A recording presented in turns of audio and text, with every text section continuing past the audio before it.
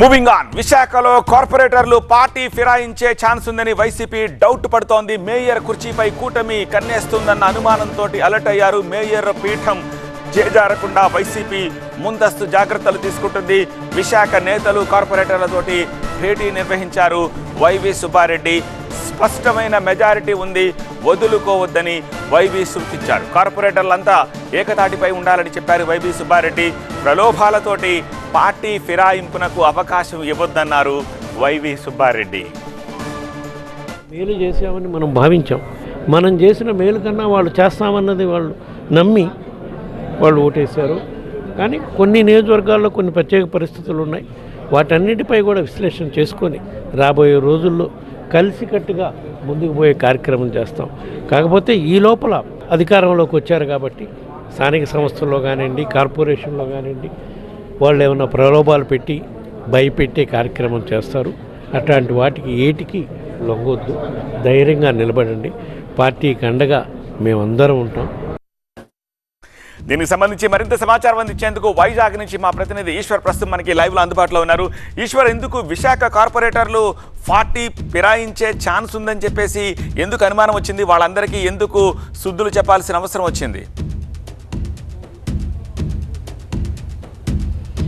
సాధారణంగా అధికారం మారిన తర్వాత అధికార పార్టీలు ఖచ్చితంగా ప్రతిపక్షాలను బలహీనం చేయడం, అలాగే తమ పార్టీని మరింత బలోపేతం చేసే ప్రక్రియ సాధారణంగా చేస్తుంటాయి. అలాంటి ప్రక్రియ ఖచ్చితంగా అధికారంలోకి వచ్చిన కూటమి చేస్తుందని వైసీపీ భావిస్తోంది. ఈ మేరకే సాధారణంగా మిగతా అన్ని కార్పొరేషన్లతో పోలిస్తే జీవీఎంసీకి ప్రత్యేక స్థానం ఉంది. జీవీఎంసీ మీద చాలా కష్టం మీద వైసీపీ జెండా ఎగరవేసింది. గతంలో వైసీపీ జీవీఎంసీని స్వాధీనపరచడానికి చాలా కష్టపడింది. సో జీవీఎంసీలో తిరిగి తెలుగుదేశం పార్టీ కావచ్చు, కూటమి తమ ప్రభావాన్ని చాటే ప్రయత్నం చేసుకునే అవకాశం ఉంటుంది. ఆ మేరకి ఇప్పటికే కొంతమంది కార్పొరేటర్లతో టచ్లోకి వెళ్ళిందన్న విస్తృతమైన ప్రచారం జరుగుతోంది. కొంతమంది కార్పొరేటర్లు అయితే ఇప్పటికే ఆ పార్టీల నేతలతో టచ్లో ఉన్నారన్నట్టుగా వార్తలు వస్తున్నాయి. సో ఈ నేపథ్యంలో ఈరోజు జీవీఎంసీ కార్పొరేటర్లతో వైవి సుబ్బారెడ్డి సమావేశమయ్యారు. ప్రస్తుతం మనతో జీవీఎంసీ వైఎస్ఆర్సీపీ ఫ్లోర్ లీడర్ అలాగే డిప్యూటీ మేయర్ ఇద్దరు ఉన్నారు.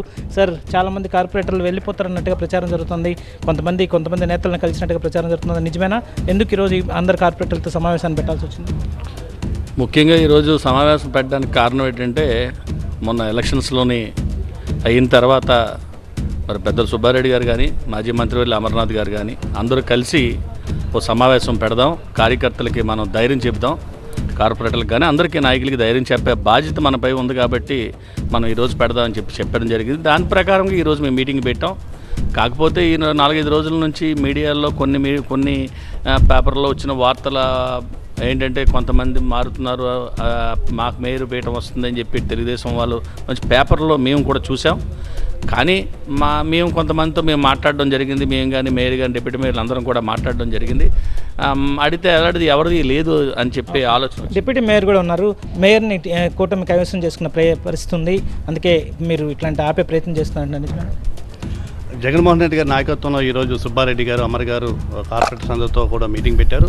మెజార్టీ కార్పొరేటర్స్ అందరూ కూడా వచ్చారు. ఈరోజు విశాఖపట్నంలో, గ్రేటర్ విశాఖపట్నంలో అనేకమైన అభివృద్ధి కార్యక్రమాలు చేశారు కాబట్టి రేపు మేయర్ పీఠాన్ని వైఎస్ఆర్ కాంగ్రెస్ పార్టీ ఏదైతే ఉందో, మేయరే కాదు ఈ రాష్ట్రంలో 26 జిల్లాల్లో జిల్లా పరిషత్ చైర్మన్లు కానీ వివిధ కార్పొరేషన్ అన్నీ కూడా మరి వైఎస్ఆర్ కాంగ్రెస్ పార్టీ ఉన్నారు కాబట్టి అందరం కూడా బలంగా ఉండి రేపు ఎట్టి పరిస్థితుల్లో మేయర్ పీఠాన్ని మేము పూర్తి మెజార్టీతో మళ్ళీ మేయర్ గారిని, మా వైఎస్ఆర్ కాంగ్రెస్ పార్టీ మేయర్ గారిని ఉండడానికి మేము అందరూ కూడా కృషి చేస్తాం.